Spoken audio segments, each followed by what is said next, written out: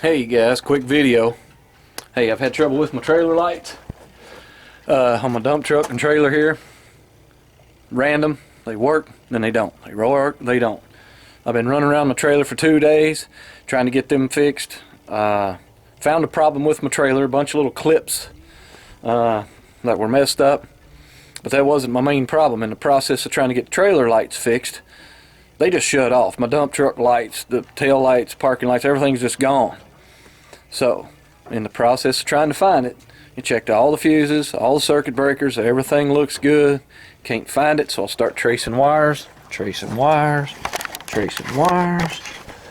Okay, look down here. See this wire right there?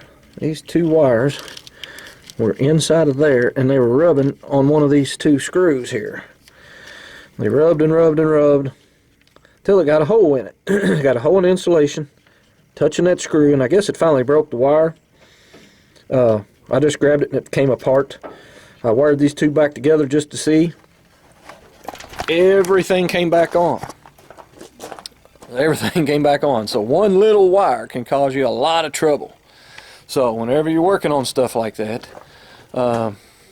be my first guess, trace wires and look for a ground. Some type of ground is usually the problem. Not always, but a lot of times there's something rubbing. Just a little heads up. See ya.